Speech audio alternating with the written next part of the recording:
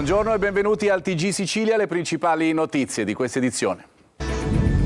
Sicilia a secco, una mappa desolante che traccia l'emergenza. 53 interventi in atto, stanno peggio le zone centrali dell'isola e c'è una sola provincia dove si intravede qualche risultato, quella di Trapani.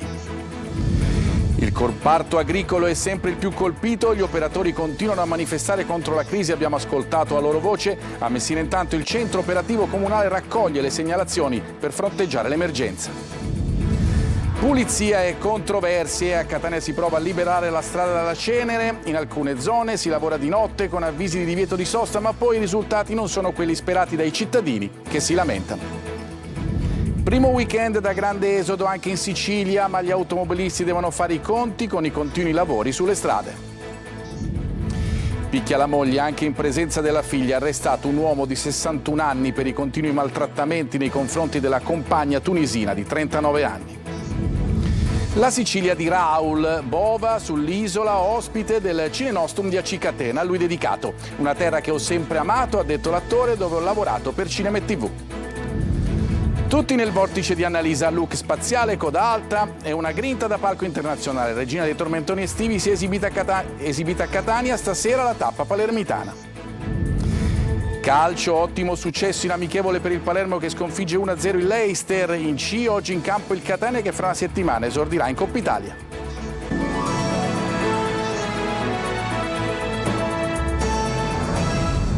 Di nuovo bentrovati. Sicilia a secco, dunque qualcuno l'ha chiamata la grande sete dell'isola, una crisi idrica che non colpisce tutte le aree in modo analogo. C'è chi sta peggio come le 3 province centrali. Sono 53 gli interventi in campo e c'è una sola provincia dove si cominciano a vedere gli effetti, quella di Trapani. Maglio Viola. 53 interventi in piedi, la carta dei dissalatori come Jolly, i pozzi che i comuni devono trovare quanto prima e il piano della protezione civile regionale per il quale la stessa regione chiede aiuto e collaborazione ai comuni additati nei giorni scorsi soprattutto da Roma come gli enti in eterno ritardo. Si cercano soluzioni rapide con cantieri già aperti per reperire 1300 litri al secondo di acqua e tempi invece troppo lunghi, mesi o anche un anno, addirittura un anno e mezzo per i dissalatori.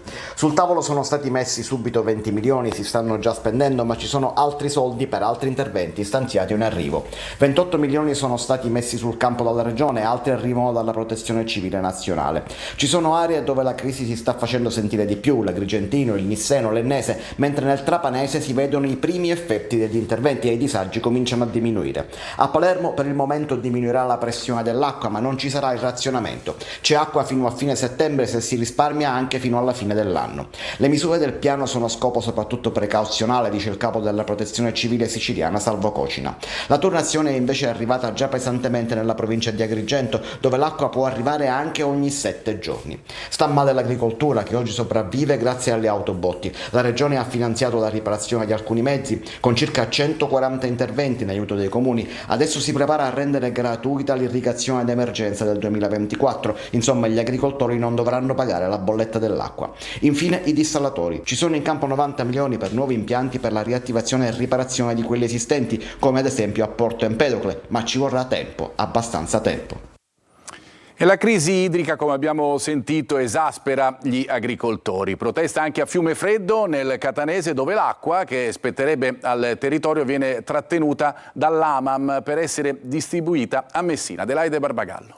L'emergenza idrica in Sicilia rischia di innescare guerre tra territori e agricoltori di zone diverse. Questa regione è sempre un'emergenza, emergenza rifiuti, emergenza depuratori dell'acqua che non funziona e quindi inquinano le nostre cose. Non è possibile. Il presidente della regione si dia mano, con questi dirigenti, con questi assessorati, di farlo funzionare, di ispezionare, di lavorare bene. A Fiumefreddo di Sicilia la protesta degli agricoltori, nelle cui campagne assieme a quelle di Mascali e Calatabiano l'acqua viene prelevata e poi distribuita dall'AMAM di Messina attraverso la società Bufardo e Torrerossa, che si è vista ridotta la quantità affinché ne venga data di più alla città dello Stretto. L'AMAM che distribuisce anche l'acqua potabile nella città di Messina ci deve una portata di 730 litri da convenzione e non ci sta dando questa quantità. A tutto ciò si aggiunge la pessima condizione delle condutture. 30 anni fa si è deciso di trasferire un grosso contenitore di acqua per uso potabile alla città di Messina, realizzando una tubazione un'opera faraonica di 60 km, che però non viene manutenzionata, non viene controllata e quindi ci sono perdite enormi e ora cercano l'acqua gli agricoltori. Questo è un fatto gravissimo che noi denunciamo e che vogliamo l'acqua che già ci hanno tolto. Tutta quest'acqua che hanno in questo territorio, con sorgenti molto importanti, il comune di Messina vuole prelevarne ancora di più per uso civile. È giusto, legittimo, però non puoi togliere l'acqua all'improvviso con quantità magari più enormi e togliendola giustamente all'agricoltura, mettendo in ginocchio centinaia di agricoltori. Perché nel mese di giugno già l'amministrazione hanno tolto più di 200 litri di acqua, però proprio per queste cause delle perdite che c'è lungo questi 60 km di conduttura, l'acqua arriva a Messina sempre i 300-400 litri, perché se ne perdono più di 400 litri lungo la condotta, quindi stiano attenti di manutenzionare e di non prendere provvedimenti seri, perché noi non ci fermiamo. E noi siamo andati al centro operativo comunale di Messina, dove si raccolgono le segnalazioni e si gestisce l'invio di autobotti per fronteggiare l'emergenza idrica. Ieri sono arrivate, pensate, 230 telefonate, anche da parte di cittadini esasperati. Francesco Triolo. La disperazione passa da queste linee del telefono. Al tavolo del centro operativo comunale, il COC, ormai famoso a Messina per tutte le emergenze, ci sono una quindicina di persone che raccolgono il grido d'aiuto dei cittadini messinesi rimasti senza acqua, qualcuno anche da giorni. Qui arrivano centinaia di richieste, ieri 230, oggi erano già un centinaio a metà mattinata. Sì, i telefoni squillano, noi rispondiamo con gli operatori per dare l'assistenza, stiamo ricevendo le chiamate da quelle zone dove hanno avuto problemi di pressione, soprattutto nei piani alti con i serbatoi al quinto, sesto piano e anche oltre, e stiamo provvedendo con i mezzi che abbiamo a disposizione. Abbiamo circa 10 mezzi che stanno girando da stamattina e stiamo cercando di fornire l'acqua a tutte quelle criticità, dando priorità soprattutto ai disabili e alle strutture che ospitano anziani. A chiedere interventi soprattutto persone anziane, nuclei con disabili, ai quali l'assenza di acqua per più giorni pesa. Tanti sono costretti a rivolgersi ad autobotti private, un fenomeno sul quale sono stati accesi i riflettori ed i controlli della Polizia Municipale.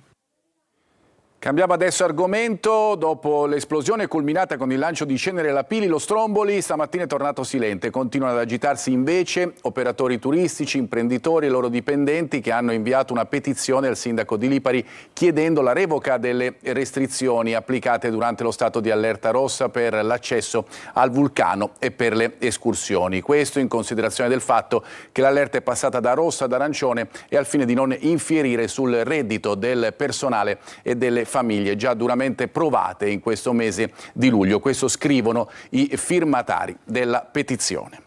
Prosegue intanto il piano straordinario di pulizia della cenere vulcanica dei 3 lotti cittadini a Catania. Nelle ore notturne interventi nella terza municipalità nei pressi di Piazza Michelangelo, ma i risultati non soddisfano. Emanuela Corsi. Catanesi neri come la cenere. Nonostante il piano di pulizia straordinaria sia stato attivato per tutelare la salute dei cittadini, i risultati sono poco visibili e non soddisfano nessuno. Ci troviamo oggi in via Vagliasindi. Ieri sera era stata programmata la pulizia di questa strada, ma un po' di tutta la zona. Ecco qui i cartelli con il divieto di fermata con rimozione per i mezzi per la pulizia della sabbia vulcanica dalle 20 alle 4. Questa è la situazione che troviamo questa mattina. Sembrerebbe proprio che non sia avvenuta, non solo, tutta la cenere raccolta la vedo in giro nelle buste nei distretti non raccolta. Comunque ancora si rischia che qualche motorino possa anche cadere e farsi male. E stanotte si sentivano che facevano i lavori con i soffiatori, con le cose, hanno pulito il marciapiede, l'unica cosa buona è il marciapiede, hanno pulito che... almeno quello là. Lamentele anche da parte dei commercianti della zona che preferiscono i vecchi metodi, scopa e paletta. Vicino al marciapiede è pulito, più in là c'è ancora questa sabbia che praticamente le persone come entrano succede un macello. È tutto qua insomma. Quindi ha provveduto lei a pulire? Di mattina sì, per un po' di mattini davanti alla mia porta sì. Se da un lato l'amministrazione e le ditte incaricate per la pulizia chiedono collaborazione, dal canto loro i cittadini si lamentano perché le aree interessate dalla rimozione della sabbia vulcanica sono vaste e non si sa dove parcheggiare. La comunicazione tra l'altro è affidata a questi manifesti affissi poche ore prima e spesso le zone non corrispondono a quelle indicate sul sito del comune. E sono i giorni del primo esodo estivo sull'isola, ma i siciliani devono fare i conti con i tanti cantieri aperti su strade e autostrade. Francesco Triolo.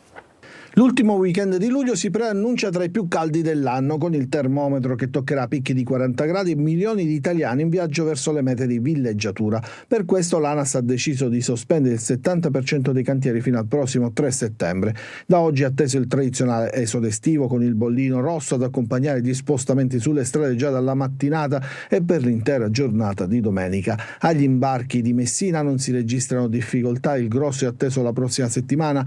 ANAS intanto ha potenziato il personale impegnato sulle strade, disponendo la sospensione di 906 cantieri lungo tutta la rete italiana. In Sicilia sono 55 i cantieri che resteranno operativi se consideriamo anche le strade statali. Sulla rete autostradale gestita da ANAS invece 35 fra cantieri e deviazioni, 15 soltanto nella martoriata A19 Palermo-Catania resteranno aperti. Per quanto riguarda i tratti gestiti dal Consorzio Autostrade Siciliane è stato deciso di chiudere tutti quelli possibili. Sono 3 quelli rimasti aperti sulla A20 Messina, Palermo tra Cefalù e Bonfornello, che dovrebbe comunque chiudere entro i primi di agosto, una a Rometta e l'altra a Milazzo. Sulla A18 la Messina-Catania rimane aperto solo il cantiere di Ali Terme con doppio senso di marcia nella carreggiata lato Monte. Poi sono previsti altri lavori, quelli legati alla pulizia del verde, necessari alla prevenzione incendi, ma saranno mobili. Nel weekend c'è il divieto di transito per i veicoli pesanti, in vigore oggi dalle 8 alle 16 e domani dalle 7 alle 22. La pagina della cronaca, ancora una volta una storia di violenza. Una donna di 39 anni picchiata dal marito ad Augusta nel siracusano, le continue aggressioni scoperte dai poliziotti mentre i due erano in commissariato. Francesco Loi. Nemmeno il trucco era riuscito a coprire i tanti segni di violenza sul corpo, ferite che hanno liberato una donna dalle continue aggressioni in casa. Sono stati i poliziotti dell'ufficio immigrazione di Augusta ad accorgersi di tutto. Un mese fa, marito e moglie, lui del luogo, lei di origini tunisine, si recano in commissariato per rinnovare il permesso di soggiorno di lei. Inizialmente la donna si chiude nel silenzio, ma poi, il giorno dopo, decide di chiamare la mediatrice culturale, contatto che le avevano dato gli agenti, e racconta tutto: i maltrattamenti, le offese, le umiliazioni, le privazioni economiche e le continue botte subite, anche in presenza della figlia minorenne. Il marito violento viene ammonito dal questore, ma nonostante ciò continua con il suo atteggiamento aggressivo. Dopo qualche settimana la donna, dopo l'ennesima violenza, è costretta a presentarsi al pronto soccorso, per poi recarsi anche in caserma, dove stavolta sporge formale denuncia contro il marito, che è stato messo agli arresti domiciliari con l'applicazione del braccialetto elettronico. Parliamo adesso di autonomia differenziata. In molti si chiedono se non penalizzi la Sicilia aumentando il gap con le altre regioni. Lo abbiamo chiesto direttamente a due noti professori di economia che hanno organizzato un incontro sul tema a Palermo. Marco Gullà. A cosa è servita l'autonomia differenziata che in Sicilia fondamentalmente esiste da oltre 75 anni senza che abbia portato alcun vantaggio alla nostra terra? Una domanda che molti si pongono e che ovviamente è legata alla stretta attualità. Domanda a cui hanno dato una risposta nel corso di un incontro a Palermo Michele Boldrin, professore di economia alla Washington University, e Carlo Amenta, professore di economia all'Università degli Studi di Palermo. La Sicilia rischia poco e non è un caso che il Presidente della Regione, nonostante alcuni compagni del suo partito pensino che sia una grande disgrazia per l'Italia, abbia detto che è una cosa positiva. In fondo la Sicilia ha già la sua autonomia differenziata, seppure le regioni speciali abbiano una struttura un po' diversa, però la logica in fondo è quella e quindi la Sicilia dovrebbe guardare agli altri cercando di guidare questo processo. Purtroppo sappiamo che dopo tanti anni l'autonomia non è stata certamente un grande successo, ma forse può essere un'occasione per ripensarla e capire come migliorare quello che abbiamo. Ma questa legge può alimentare il gap con le altre regioni, soprattutto quelle del nord Italia? L'autonomia è solo un'autonomia di gestione delle risorse che fondamentalmente rimangono inalterate, quindi non è che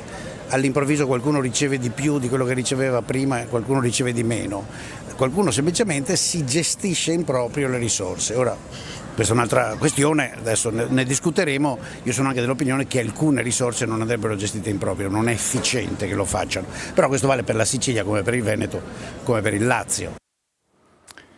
Raoul Bova è in Sicilia da stasera e fino a mercoledì prossimo. Per 5 giorni sarà ospite del Cine Nostrum ad Aci Catena, a lui dedicato. Mi manca questa terra, ha detto ai nostri microfoni, dove ho lavorato molto sia per la televisione che per il cinema. Sentiamo Simona Mazzone. Sono contento di essere qui. La Sicilia per me ha rappresentato i miei inizi. Ho lavorato moltissimo qui sia con la televisione che con il cinema. Adesso un po' meno, ultimamente un po' meno, quindi devo dire che mi manca molto. Lunga tappa siciliana per Raoul Bova, che fino a mercoledì 31 luglio per 5 giorni sarà ospite del Cine Nostrum ad Aci Catena, rassegna cinematografica patrocinata dal Comune con la sindaca Margherita Ferro, con la direzione artistica di Francesco Grasso. Quest'anno dedicata all'attore romano e al suo sguardo del mare, quel mare che Bova, campione di nuoto, da sempre ama. Ho iniziato con il mio primo film in acqua con la storia dei fratelli a Bagnale, che era appunto una storia di canottaggio che si svolgeva a Castellammare con il mare, e poi ho iniziato con un altro mare, con Piccolo Grande Amore, e poi vabbè, il mare porta bene, porta consiglio, porta grande romanticismo, porta tutto, anche fortuna. A ottobre il ritorno sul piccolo schermo con la fortunata serie Don Matteo. Uscirà Don Matteo ad ottobre, e poi ci sarà al cinema un film, una commedia molto divertente. E durante il viaggio in Sicilia, perché non soffermarsi a gustare qualche specialità? Parmigiana, cannolo, caponata, ce ne sono tanti, ma più che altro sono i sapori sono quelli che contano. Dibattiti e proiezioni con l'attore presente per tutte e 5 le serate si terranno in Piano Umberto ad Aci Catena con ingresso gratuito. Ancora lo spettacolo, la regina dei tormentoni estivi, Annalisa, arriva a Catania con il suo vortice di successi e coreografie. Ieri tutto esaurito alla Villa Bellini per la prima tappa siciliana. Stasera il bis a Palermo. Eva Spampinato.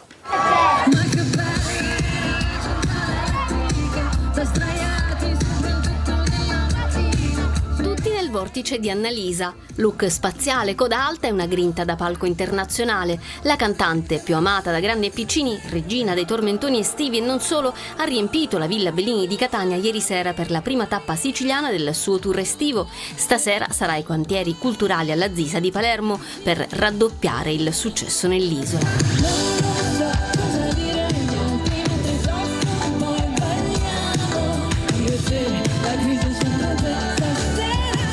2 ore filate di successi, uno spettacolo di luci, colori e coreografie che ha richiamato tantissime famiglie con bambini e una marea di giovani. Ad un certo punto la diva della musica si ferma per far soccorrere una persona in difficoltà. Tutto a posto? Ditemi per favore, l'importante è che stia bene.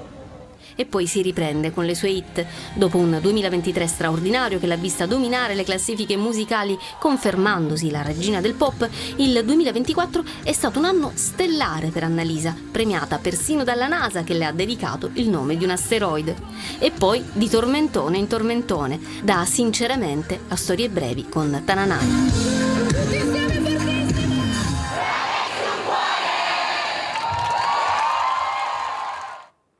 Adesso una pausa per noi, torniamo fra poco con lo sport.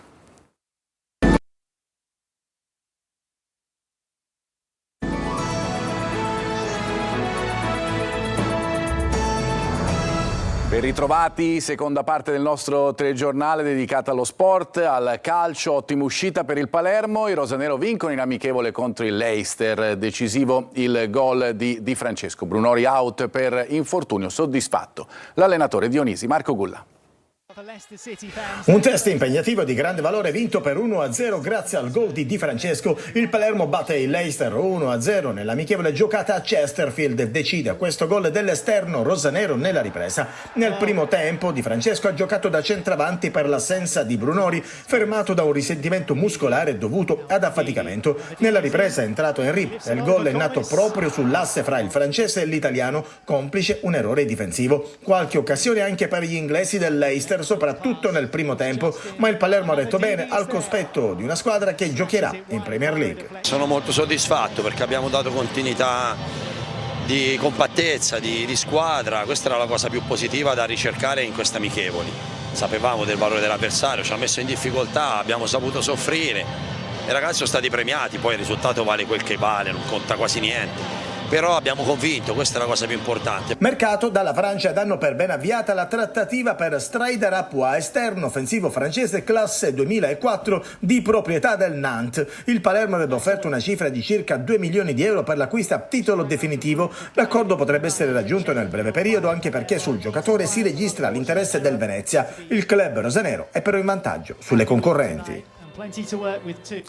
Calciomercato di Serie C, il Catania che fra una settimana esordisce in Coppa Italia, oggi gioca in amichevole, a un passo dalla cessione di Cicerelli alla Ternana e segue con grande attenzione il mercato degli attaccanti. Per il Messina c'è il giovane Morleo. Sergio Colosi.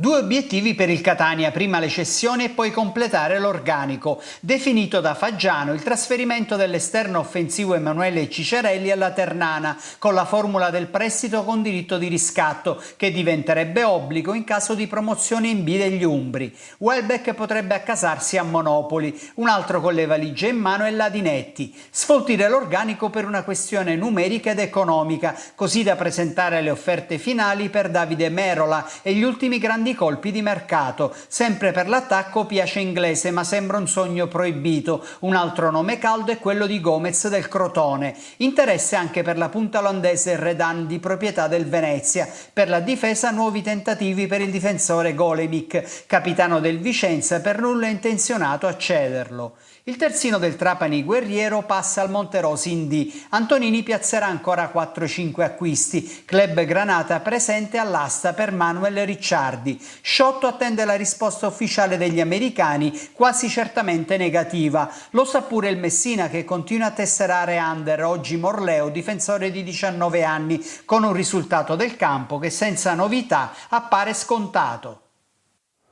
E in chiusura di edizione, tutti noi, proprietà, redazione, tecnici e reparto amministrativo di Antenna Sicilia e Telecolor, ci uniamo al dolore del nostro collega Gaetano Marano per la improvvisa perdita della madre Graziella. Condoglianze al collega. È tutto per questa edizione, la prossima alle ore 20. Grazie per averci seguito e un buon pomeriggio.